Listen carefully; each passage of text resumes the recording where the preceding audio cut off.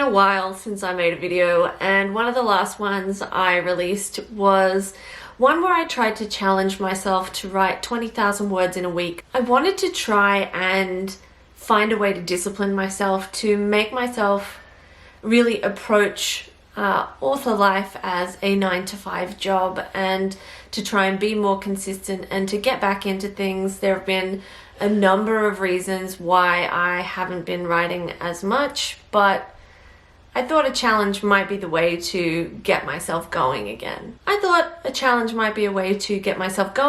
I also thought it might make for some interesting YouTube content. It did not. So that's why I'm giving you a summary version now, just quickly before we get into this vlog. Did I meet my 20,000 word goal? No, I did not. I got to just under 15,000 words. Basically, those were written in 2 days. I am just clearly stupid, but I didn't actually look at the calendar to see what the week looked like before trying the challenge. And I had a full day of travel, and there were lots of other things in there that basically meant that there were 2 or 3 days there where I didn't actually write anything at all, and there was one day where I was sick and getting COVID tests and all of that sort of thing. And so the week became kind of 4 days, and it felt like pulling teeth. It felt like trying to force something that wasn't there, which in a way was a nice lesson to learn, because I kind of came to the realization that these challenges are good because they get you into a discipline of writing every day and of doing something every day. But perhaps for me, it's not really worthwhile. I think that when I'm in flow, I could easily write 20,000 words in a week. But trying to force flow and like sitting myself down on the couch and like trying not to pull my hair out or create some sort of disaster just so I could walk away because I didn't feel like writing in that moment, is not a particularly productive way to write, and it's not very helpful. I do think that a writing challenge like this potentially could help me with my discipline issues, but I think my timing was just so wrong. And the reasoning for that is not really important. There's a lot of stuff I'm going through personally, as are we all, and I just think that it was the wrong time. But I do think that potentially down the road it might be helpful. But at this point in time, it's just kind of like, I've just got to get back to doing it because I love it, and I've got to get back to doing it because I feel the need, as opposed to because someone has chained me to a chair and said, do it. The other purpose this challenge served was it gave me a little bit of perspective, and it kind of made me realize like how much I've been beating myself up about how little I've done since I took time off work. But in the same breath, there was so many things I have to deal with and have had to deal with in the last couple of months that there hasn't really been a lot of space for that.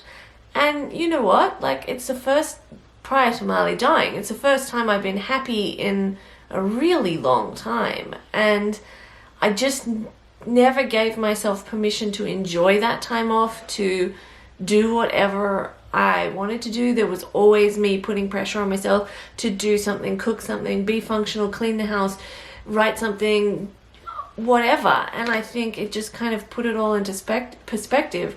And one of my friends was like, what are you doing? Like, just chill. Take a couple of months off, right the ship, get your head right, do some living room ballet, and then you'll be able to do stuff. If you keep pressuring yourself incessantly, then it's going to still feel difficult the whole time. And I also think that I had this idea that I really hadn't done anything, but I wrote 15,000 words-ish in that week. I'd written 8,000 words the week before.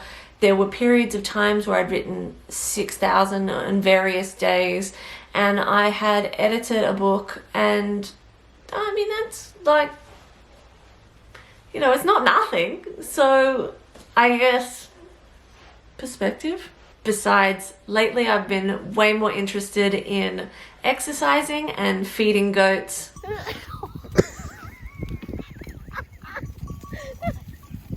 feel like a mold.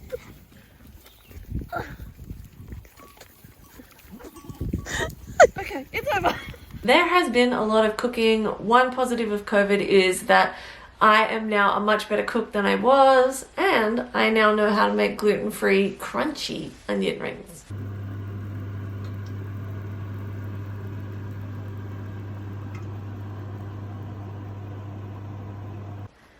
Check that out. That is a lemon blueberry cupcake. And I made a whole batch and took most of them around to my best friend's house, but kept a couple. Look at that. Life's always better with onion rings, isn't it? So these are my little seeds. I planted these guys like 3 days ago. And look at my little seedlings. So we're in a full-blown lockdown. So I got nothing else to do but plant seeds, cook food, and read some great books. So because David Attenborough has scared me back onto the straight and narrow, I am going to go and eat my vegetable soup that I made, and then I am going to go and plant some seeds that are going to help support bees. Hopefully, if I don't kill them first. Not the bees, the seeds. And then I'm going to try and sit down and go through the manuscript for book number 3 in the Phoenix series. I should actually go and get that so you can see what a behemoth it is. I should cover up the title so you guys can't see the name. Done. So this is it. This is the big fat behemoth of a book that I've been working on for a while. In truth, this book was mostly done at the beginning of last year, and then because 2020 happened and then merged with 2021 like an unstoppable asshole, I haven't really done a lot of work on the editing side of things. But just before Marley died, I kind of had a feeling that it was gonna happen. And I've long known that all my trauma was linked with that dog and that I was going to be fucked when he died. So I focused on editing this and sent it off to the editor.